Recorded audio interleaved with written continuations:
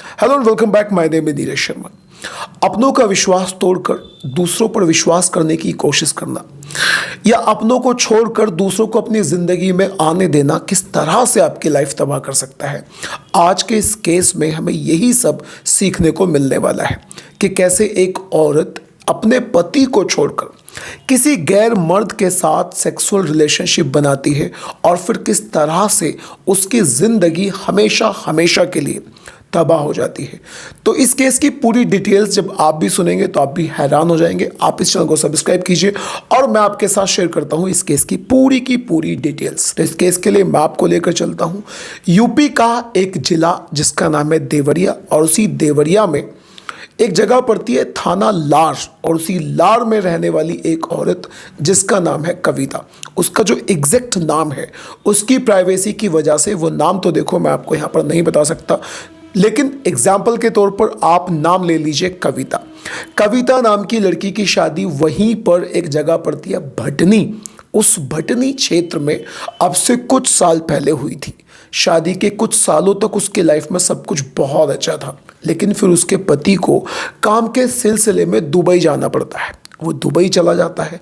अब उसके दुबई जाने के बाद वो अपने पति से रोज रोज फोन पर वीडियो कॉल पर बातें किया करती थी। घर में अकेली रहा करती थी। उसी दौरान पड़ोस का ही रहने वाला एक लड़का जिसका नाम था गोलू चौहान, एक दिन उसकी मुलाकात गोलू चौहान से होती है। धीरे धीरे बातचीत होना शुरू हो जाता है और बातचीत के बाद में अब उन दोनों में दोस्ती हो जाती है।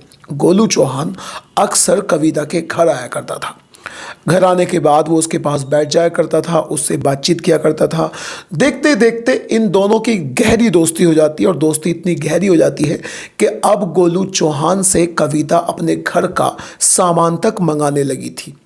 अब उसे कहीं ना कहीं गोलू चौहान में एक सपोर्ट नज़र आने लगी थी। उसे लगने लगा था कि मेरे पति तो दूर हैं, लेकिन अगर मुझे कोई भी अपना काम करवाना है तो वो गोलू चौहान जरूर मेरे काम धाम कर सकता है। अब इसी बात को दिमाग में रखते रखते काफ़ी समय निकल जाता है, लेकिन फिर गोलू चौहान उस लड़की के ख्यालों में ज़्यादा आने लगता है, यानी कविता के ख्यालों में बहुत ज़्यादा आने लगता है। इसी बीच गोलू चौहान को और कविता को एक दूसरे से प्यार हो जाता है।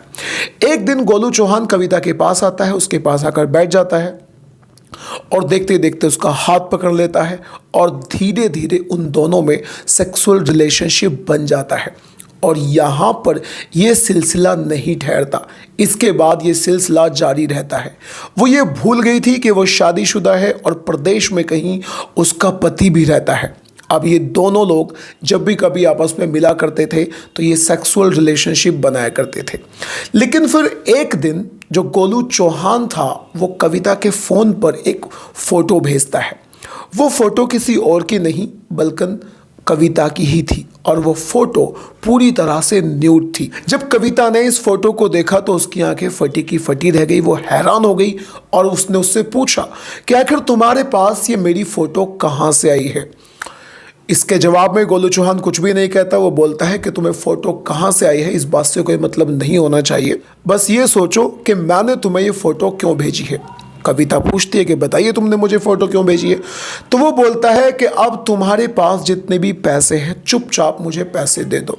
शुरुआत में तो कविता हंसने लगती है, उससे बोलती है कि तुम ये कैसी बच्चों वाली बातें बोल रही हो, लेकिन बहुत ही जल्दी गोलू चौहान उसे इतने अच्छे अंदाज में समझाता है और वो समझ जाती है कि अब वो उसे ब्लैकमेल करने लगा है।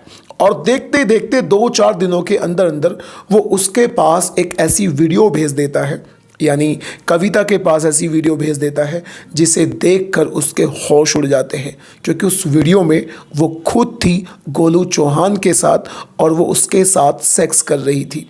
यानी जब भी उन लोगों ने एक दूसरे के साथ सेक्स किया था तभी गोलू चौहान ने चुपके से उस लड़की की कविता की वीडियो बना ली थी, और अब वो वीडियो के बहाने उसे डराता था। उसे रोज जब भी कभी उसे मौका मिलता था उसके पास आता था और उससे बोलता था कि अगर मैं तुम्हारी इस वीडियो को सोशल मीडिया पर वायरल कर दूंगा या तुम्हारे किसी रिश्तेदार के यहाँ भेज दूंगा तो फिर देखो तुम्हारी कितनी बदनामी होगी। और इसी बदनामी के डर से कविता ने उसे कम से कम 1 लाख रुपए से भी ज़्यादा की रकम उसके हवाले कर दी। लेकिन फिर एक दिन ऐसा आता है कि गोलू चौहान उससे पैसों को बोलता है और अब वो पैसे उसे दे देकर मानसिक रूप से इस तरह से टूट गई थी, पूरी तरह से तंग हो गई थी और एक दिन वो उसका सामना करती है, उससे बोलती है कि अब मैं तुम्हें 1 भी रुपया नहीं दे सकती, तुम्हें जो करना है तुम वो करो।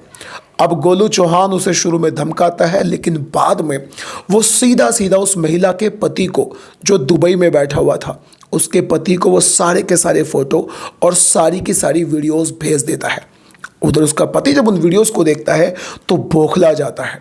अब वो अपनी पत्नी को वीडियो कॉल करके उसे बुरा भला कहने लगता है, उसे बहुत ज़्यादा गालियाँ देता है और उसे अपने घर से निकल जाने के लिए बोलता है।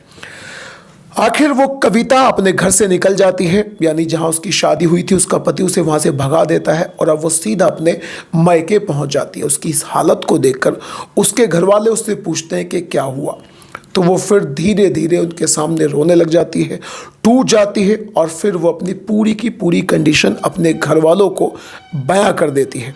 जिसके बाद उसके घर वाले सीधे थाने में जाते हैं, थाने में जाकर रिपोर्ट दर्ज कराते हैं और रिपोर्ट दर्ज होने के बाद गोलू चौहान को अरेस्ट भी कर लिया जाता है। लेकिन इस केस से सीधा सीधा हमें यह पता चलता है कि आप अपनों को छोड़कर अगर किसी दूसरे इंसान पर विश्वास करते हैं तो वो किस तरह से आपकी ज़िंदगी को तबाह कर सकता है। इस केस से सीधा सीधा हमें यही सीखने को मिलता है। अब गोलू चौहान तो जेल में जा चुका है, लेकिन क्या कविता का हस्बैंड उसे दोबारा से एक्सेप्ट करेगा? आप मुझे कमेंट में जरूर बताइएगा कि आप इस तरह के केसेस के बारे में क्या कहना चाहते हैं। Do tell me in the comment box. और अगर आपको क्राइम स्टोरी सुनना अच्छा लगता है तो do subscribe to this channel.